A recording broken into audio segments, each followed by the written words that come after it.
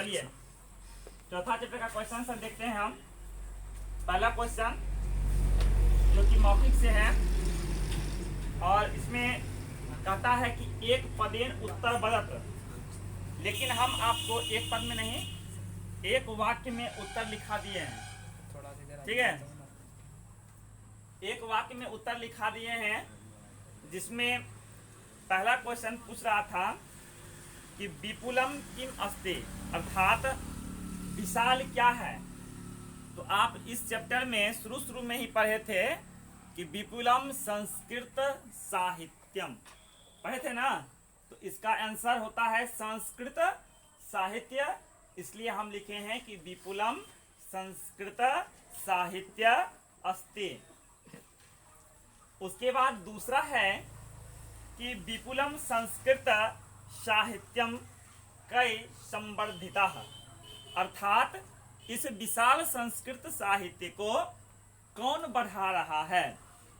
तो हम इसका आंसर होता लेखक लेखिका, इसलिए हम लिखे हैं।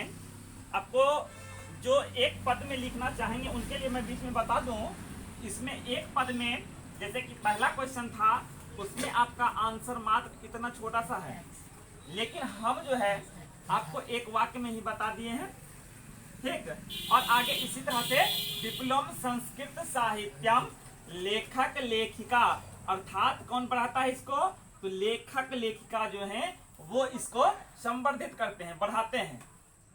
उसके बाद अगला कहता है कि काव्य नाम रचने संरक्षणे चौकादत्तावान, तो काव्य का रचना करना और उसको संरक्षण करना कौन करता है भाई, तो पुरुष और स्त्री दोनों मिल के करते हैं। पुरुष को सिर्फ क्या करते हैं कि निर्माण ही नहीं, उसका संरक्षण भी पुरुष करते हैं और स्त्री भी अब काव्य का रचना करती है और उसका संरक्षण भी करती है।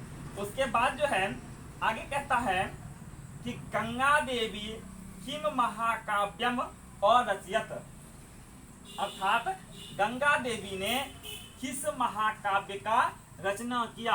तो गंगा देवी ने अपने पति के भाव को ही बढ़ाया था, जिसकी का नाम पड़ा था मधुरा विजयम। विजय भट्टारिका के बारे में उन्होंने लिखा था, विजय भट्ट के बारे में, इसी का नाम मधुरा विजयम पड़ा था। वो आपका ये आंसर है, लेकिन हम यहाँ पूरे सेंटेंस में आपको बताए हैं कि गंगा देवी मधुरा विजयम महाकाव्य और रचत।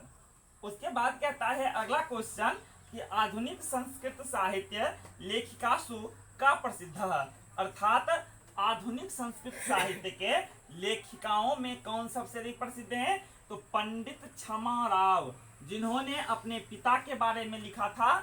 शंकर पांडुरंग इनके पिता थे और उनके बारे में उन्होंने लिखा था शंकर चरितम। तो आधुनिक संस्कृत लेखिकासु पंडित क्षमा राव प्रसिद्धा।